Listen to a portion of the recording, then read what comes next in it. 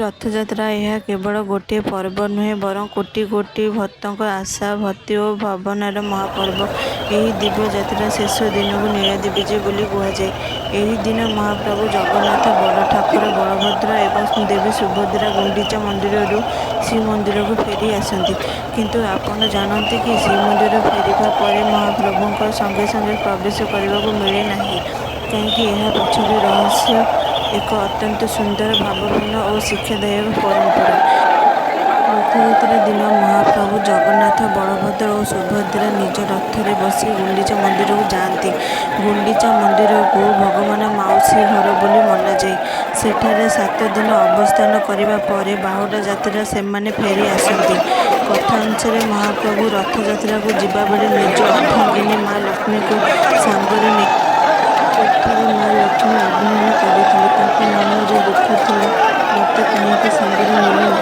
यही अभिनय प्रत्येक भाव हेरा पंचमी नीति पालन कर दिन माँ लक्ष्मी गुंडीचा मंदिर को जाई महाप्रभु फेरवा को स्मरण करते। बाहुडा यात्रा शेष में महाप्रभु श्रीमंदिर सम्मुखରେ पहुँचती। किंतु माँ लक्ष्मी श्रीमंदिर मंदिर द्वारा खोलती नहीं।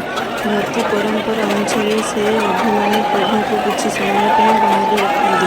यह केवल एक नीति नुहे बरं परिवार भल पाइबा अभिमान और मानवर एक सुंदर प्रतीक। तापर महाप्रभु माँ लक्ष्मी को रसगोला भोग अर्पण करते। रसगोला पाइबा पर माँ लक्ष्मी को अभिमान दूर हुए और से महाप्रभु को श्रीमंदिर को प्रवेश करने को अनुमति दिखती। यही कारण नीलाद्रि विजय दिन रसगोला विशेष महत्व रही। यह केवल मिठा नुहे भल पाइबा क्षमा और पुनर्मिलन प्रतीक। यही पवित्र परंपरा आमको शिखाए जे संपर्क अभिमान आसपार किंतु भल पाइबा सम्मान और क्षमा द्वारा सब मनोमालिन्य दूर होपड़े।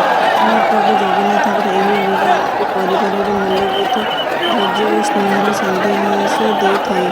बंधुମାନେ ଏହା ଥିଲା ପୁରୀର ଶ୍ରୀକ୍ଷେତ୍ରର ପବିତ୍ର ନୀଳାଦ୍ରି ବିଜେ ରହସ୍ୟମୟ କାହାଣୀ।